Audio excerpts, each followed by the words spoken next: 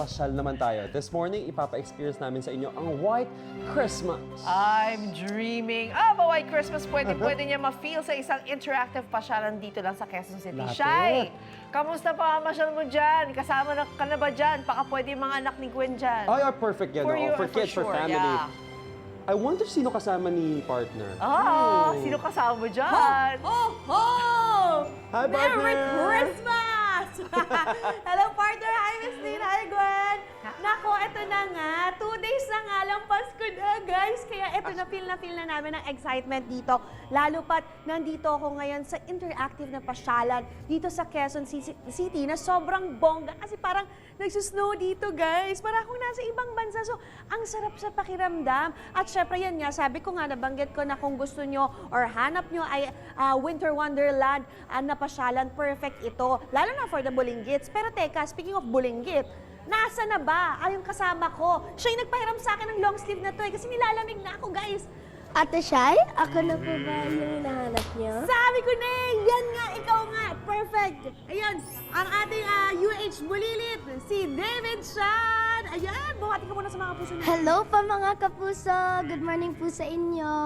Ayun, ako. Anong nararamdaman mo? Ang ganda dito no White Christmas, no? Ganda nga po Parang eh. nagsisnow. Parang first time nga lang po nag-snow dito. Kaya nga di ba? Tapos ang lamig pa ng temperature dito, sinamahan pa ng ganun, kaya talagang Christmas feels dito. Pero ano, excited ka na ba sa mga papasyalan natin this morning? Sobrang excited po kasi nakita ko na po unti, ang dami pong mapapasyalan dito. Di ba? Papasok pa lang dito, ang dami na nating nakikitang magaganda at bago kasi nag-field trip siya dito. So ngayon, bago lahat yung nakikita niya dito, kaya nakaka-excite lalo, di ba? Oo nga po eh.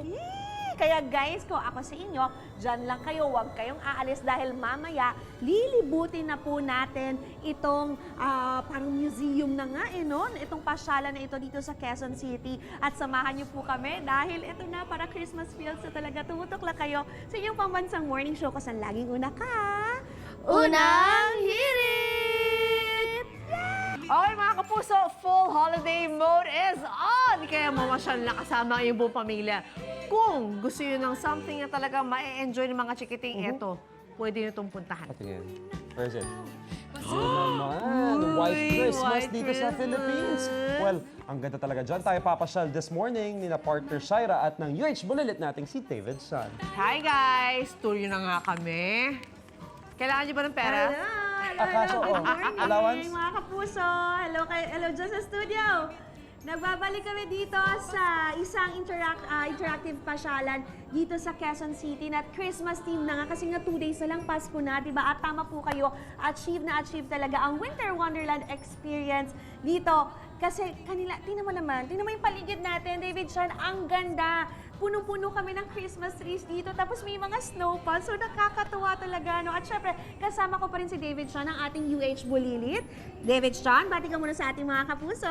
Good morning po mga kapuso! Kamusta po kayo dyan? Ayan. So kanina nga, nalibot na namin itong Christmas pasyalan na ito. At ang dami talaga namin nakitang Christmas theme talaga. Alam mo, inayos talaga nila, no? Especially for Christmas lang po talaga ito. At ito nga, puno sila ng mga Christmas theme na perfect for picture-taking spots. At alam mo ba, ang tinatawag nila dito sa area na ito ay Winter Wonderland. Pero alam mo, David, sabi nila, pwede ka daw mag-wish dito at pwede daw yung matupad. So, matanong kita, ano ba ang Christmas wish mo? Magkaroon po ng mas marami pa pong project. Ay! Parehas tayo! Gusto ko rin ng mas marami pang project for next year, no? Nako, ipagpe-pray natin yan, syempre. At hindi lang yan yung pinuntahan namin ni David Sean. Kanina nga, nilibot na namin at heto pa ang mga nakita namin. Sunod dito sa Winter Wonderland na attraction nila, yung display nila, ay yung Circle of Seasons. So, dito sa Circle of Seasons, ito yung malaking space nila dito, nakalagay yan sa gitna ng facility nila. So, from here sa second floor, kitang-kita na naman yung projections dito. So, ang nakakatuwa dito, very relaxing, di ba? David Sean, nakatulog tayo kanina dito. Oo nga po eh. Tapos, may pa-bubble show pa po sila. Correct. na-surprise po kami ni Ate Shaira. Tapos alam mo, dito sa Circle of Seasons na to, naiiba-iba yung pinoproject nila dito. Nakakatuwa kasi depende po, binabase po nila yun syempre sa season dito sa Pilipinas. So ngayon, dahil Christmas display po yung mga pinapakita nila. Pero kanina may nakita natin yung autumn, di ba? May pag-summer, summer din, mga dagat-dagat, di ba? Ano Tulad paano po pa mga ng nakita mo? Mga Christmas season, dinadagdan po nila ng mas marami Christmas-related na productions.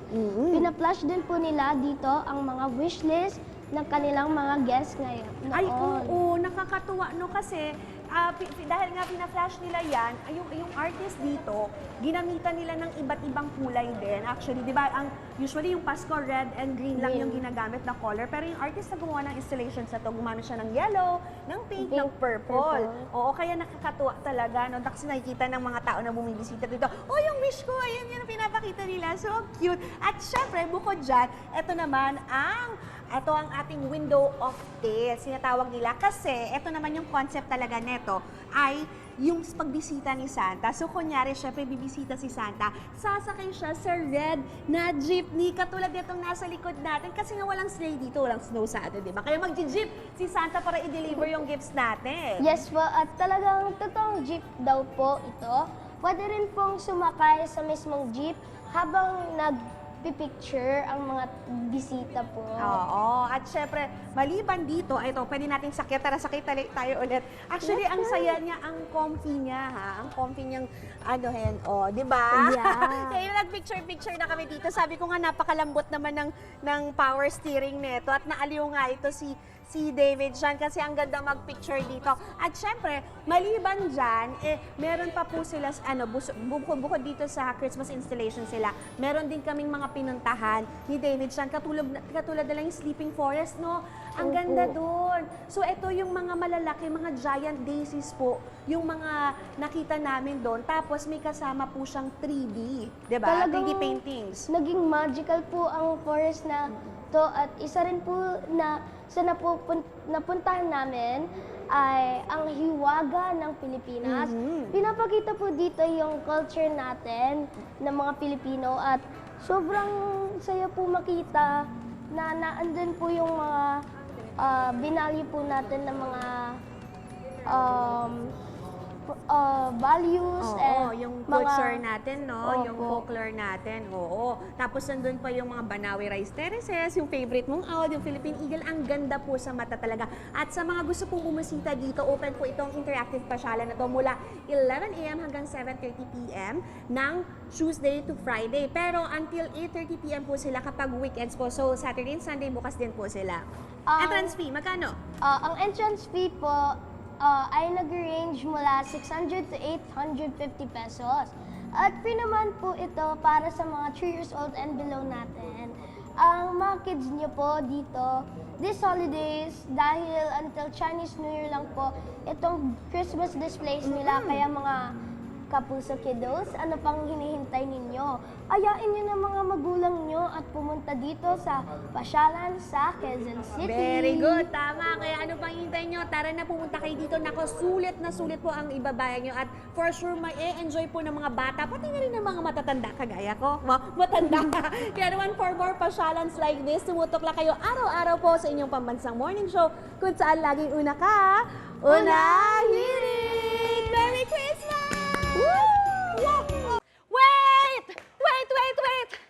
Wait lang! Huwag mo muna i-close. Mag-subscribe ka na muna sa GMA Public Affairs YouTube channel para lagi kang una sa mga latest kwento at balita.